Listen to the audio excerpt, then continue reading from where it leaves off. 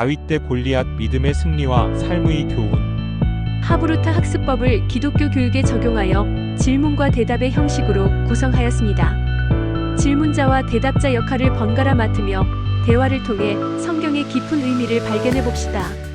안녕 민준아.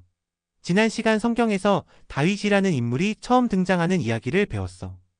다윗에 대해 들어본 적 있니? 응. 다윗은 골리앗이라는 거인을 물맷돌로 이겼던 사람이잖아.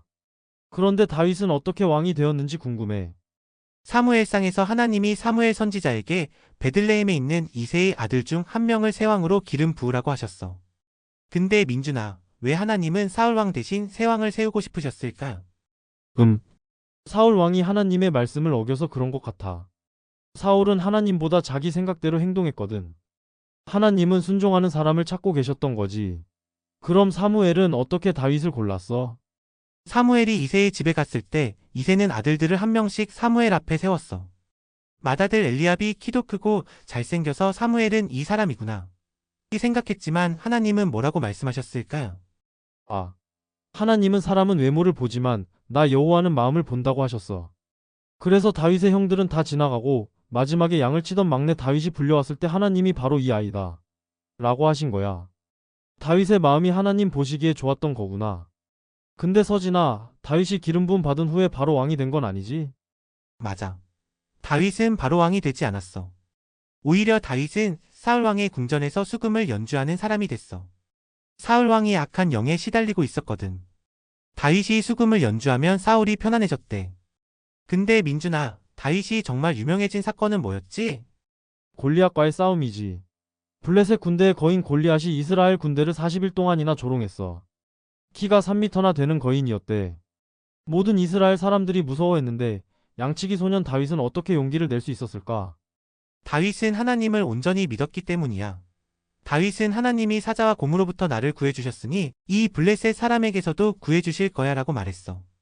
다윗이 골리앗과 싸울 때 어떤 무기를 사용했는지 기억나? 민중 갑옷이나 칼 대신에 물맷돌과 돌 5개를 사용했지. 다윗은 나는 만군의 여호와의 이름으로 네게 나아간다고 말하면서 물맷돌로 골리앗의 이마를 맞췄어. 그러자 거인이 쓰러지고 다윗은 골리앗의 칼로 그의 목을 베었지. 하나님을 의지하면 불가능해 보이는 일도 가능하게 되는구나. 맞아. 근데 민준아, 다윗이 영웅이 된 후에 사울 왕은 어떤 마음이 들었을까? 사울은 다윗을 질투하고 두려워했어. 사람들이 사울은 천천 다윗은 만만을 죽였다고 노래하니까 더 화가 났지. 그래서 사울은 여러 번 다윗을 죽이려고 했잖아. 서진아, 왜 하나님은 사울에게서 성령을 거두시고 악한 영이 사울을 괴롭히게 하셨을까?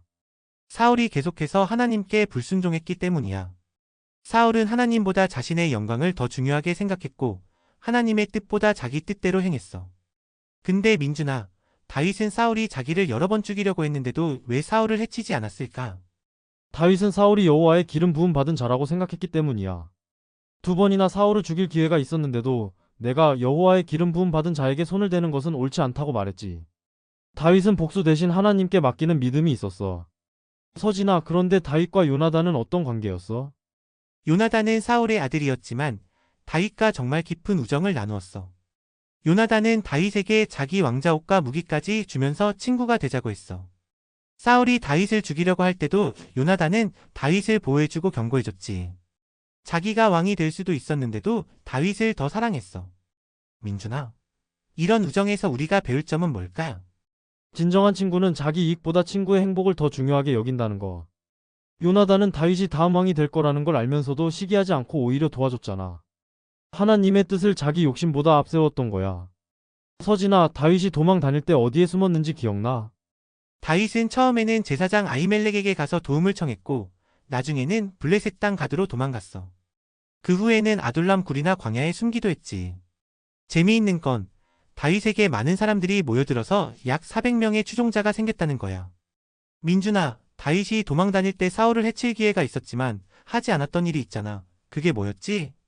다윗이 엔게디 동굴에 숨어 있을 때 사울이 그 동굴에 들어와서 쉬었던 일이야.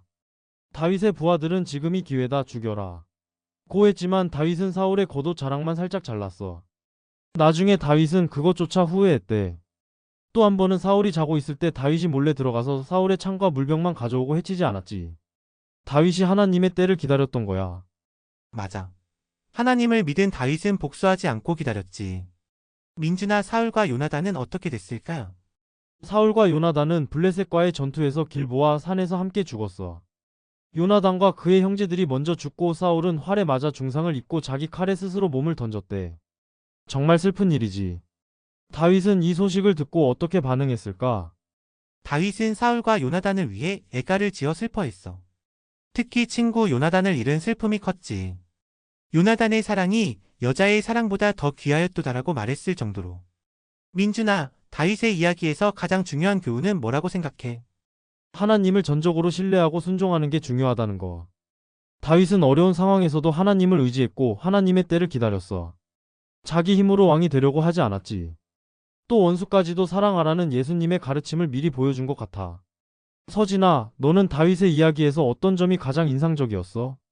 나는 다윗이 자기 힘이 아니라 하나님의 능력을 의지했다는 점이 정말 대단하다고 생각해.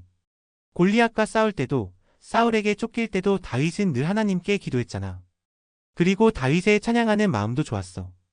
다윗은 나중에 시편이라는 아름다운 찬양시도 많이 지었거든.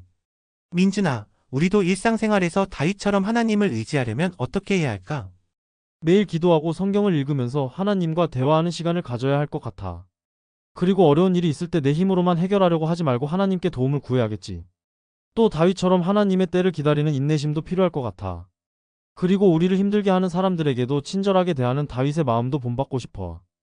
정말 좋은 생각이야, 민준아. 다윗은 하나님의 마음에 합한 사람이었고, 나중에는 이스라엘의 위대한 왕이 되었어. 예수님도 다윗의 자손으로 이 땅에 오셨고, 우리도 다윗처럼 하나님을 신뢰하고 따르는 사람이 되면 좋겠다. 이상 하나님의 말씀이었습니다. 감사합니다. 구독과 좋아요, 알람 잊지 마세요.